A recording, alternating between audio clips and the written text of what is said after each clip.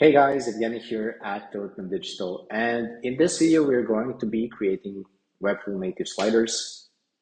There are three things that we're trying to achieve: a static slider, a semi-dynamic slider, and a dynamic slider. Now, before I get into what those are, I just wanted to mention that there are a gazillion ways to create sliders. You can do it through custom code, you can do it through Slide, you can do it through Swiper.js, any other library really. But if you want to do something simple, like what we have here in Figma, right? You can use Webflow's native component, which is a slider. So without further ado, let's just get straight into it. Now, first things first, we're going to build a static slider, right? And we want to add a couple of things: a headline and a slider. Now, what does it mean for a component to be, or for a slider to be static?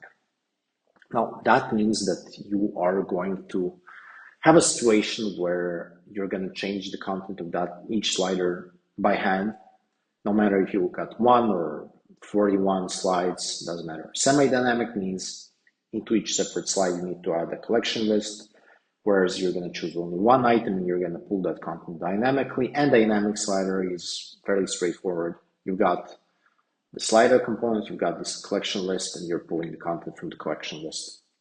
We have prepared some content, like that content, right, into the collection list so that we're not wasting time here. So yeah, let's just keep going. First things first, there are a couple of items. There's a slider, there's a mask, and you can see that here as well. And there are multiple slides. I'll just delete one for now and call this one slide. Arrows are just going to be that arrow, and there is going to be, let's see, another arrow, right? But we're going to add the combo class being is previous. And we also have the pagination, which we technically don't need. And let's see if we can actually remove that. Yeah, we can't really remove them. So, and we don't really need infinite repeat slides. So let's just add a class called hide, and it's going to hide the pagination. Awesome. I propose that we start with arrows, and let's see, copy this as SVG, and we're going to add embeds right here, and we are going to paste the SVGs, right? We're going to want to have all the arrows be able to change color on hover.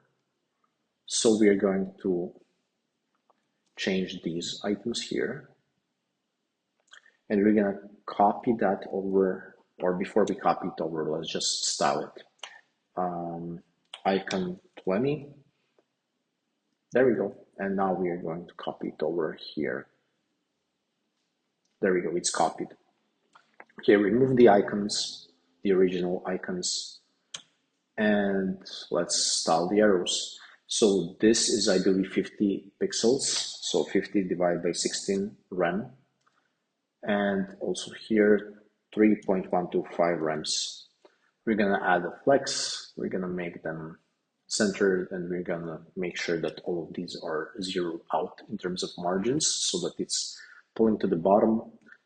Now, what we want to do is we want to create a situation where it's minus 110 pixels, so 60 pixels of a gap between the arrows to here and also the height of this arrow. So minus 110 divided by 16 rems, and there we go. Also, we will want to create, or to ensure that the color of these are black. And here we want to make sure that we have a border that is kind of black, and we want it to be round. There we go. Now, also we want to ensure that there are some effects. We need background color and color to be animated, but for speed purposes, I'll just do this instead. Awesome.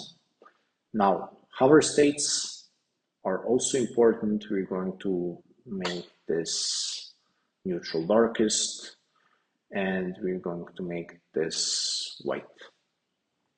Awesome. So as you can see, these are now hoverable, and the second arrow is going to have a class is previous. We're going to rotate it by 180 degrees. Let's see, 180. So you can see the arrow is now going into another direction.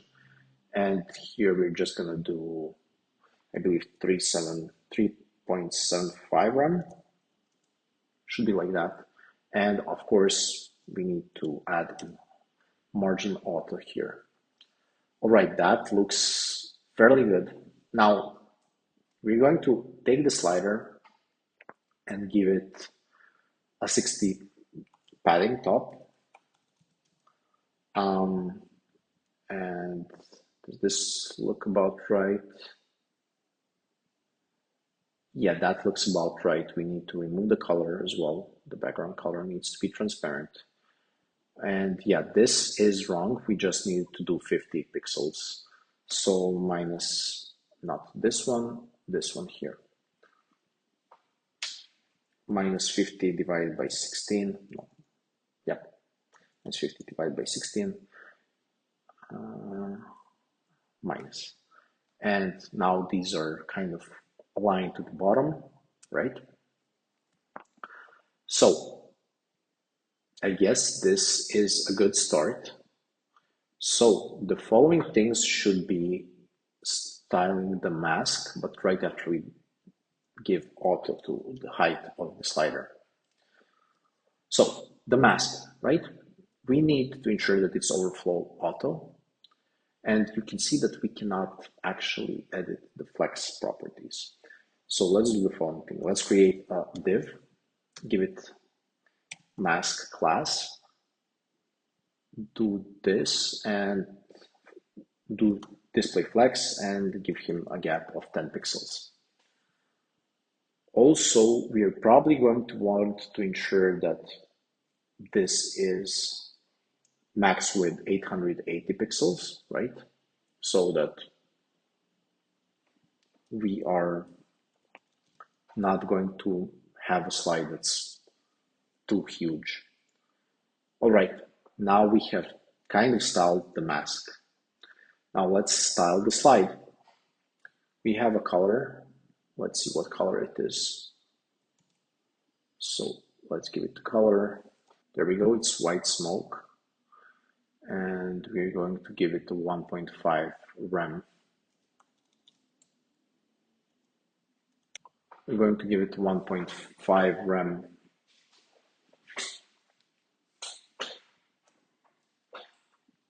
In gap on all sides. Awesome. Now we are going to also, you can see that you cannot add flex properties, so let's just give it here. So we have a slide and we need to ensure that this is at very least, I would say 50 pixels.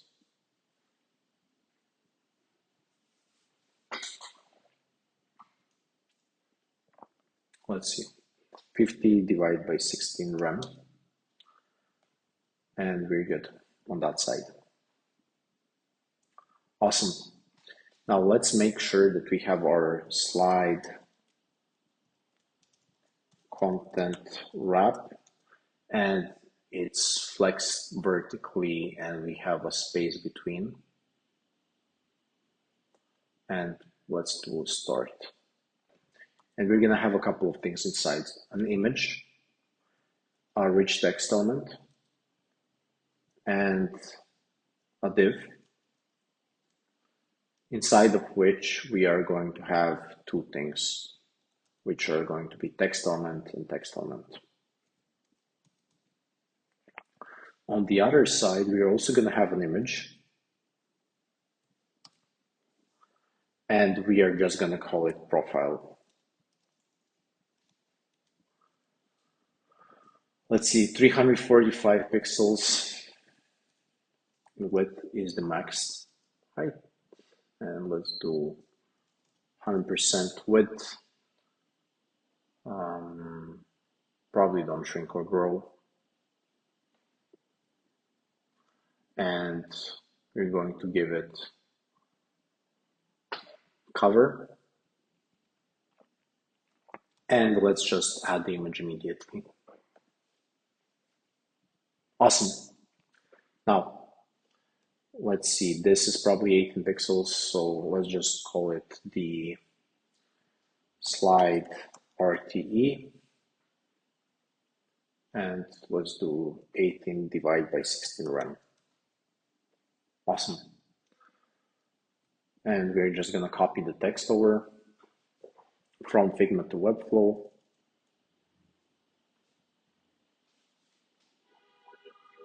There we go. And we're just gonna delete the rest.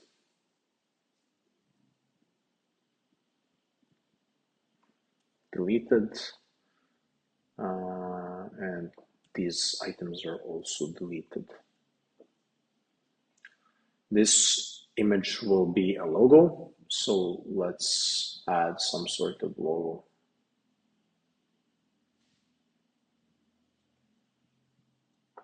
Awesome. And lastly, we're just going to give it a name, Tom R or whatnot.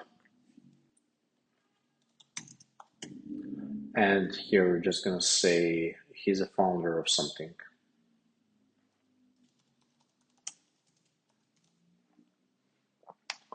Okay, so let's do the following thing now. We're going to say that this is slide, and within the slide is going to be person wrap, and we're going to flex it vertically and give it like 0.25 rem, like 4 pixels, right? This is going to get font size 18, let's say, 18 divided by 16 rem, and this one will be opacity, just opacity 60. And looks about right. Awesome. Now we technically have our slide set up, and let's copy it over. Last thing, you will see that this is kind of collapsing together, so you want to ensure that slide is of the same max width as the mask. So I believe it was 55 rem. Yes, 55 rem. Width is 100%, and we want to set so that it does not shrink or grow. And you can see that this is done well now. And we can also test this. It's working well. Now this is how you do a static slider. Now we're just going to ensure that it's responsive, and then we're going to make a dynamic slider. So we have our tablet, which looks good. We have our landscape. Now landscape is where it starts in terms of responsiveness. We need to ensure that slide, so let's add a div, call it slide, is set to vertical. And probably not even just vertical, but we want the image to be on top. Awesome. We can delete this.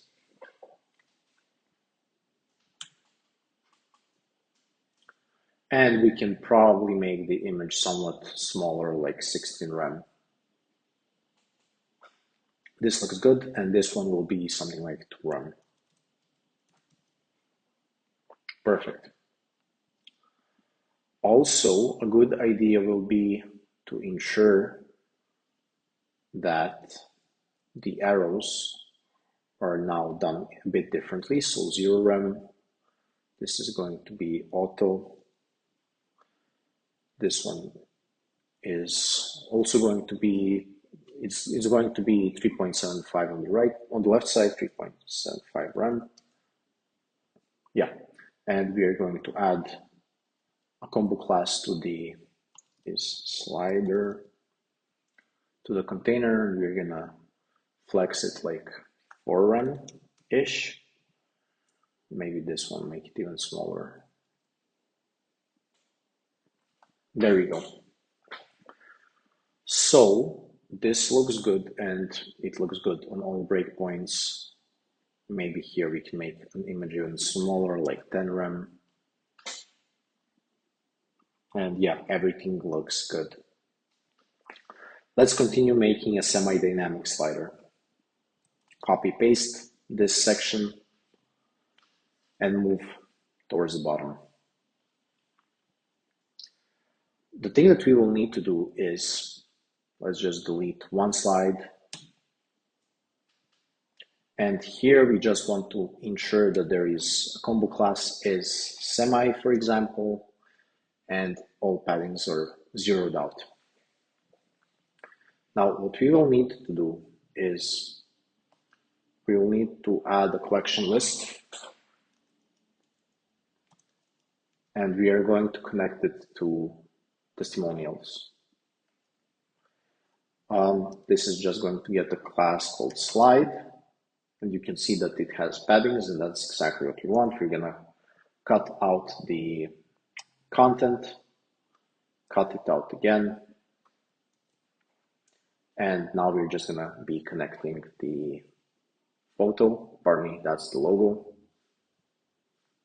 Here we have the photo. Here we have the quote. Here we have the name.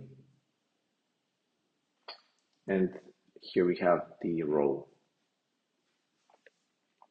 Now what we are going to want to do is we're going to ensure that we can limit the items and show only one, and we're going to start at one. So we're cutting that out. Let's see. Okay, cut, and entering it into a slide. Now we're going to copy the slide over as many times as you need, and now we're just going to change the limitation start at 2. So you can see these are two different people, and this is the semi-dynamic slider. Lastly, you want to copy this one over again.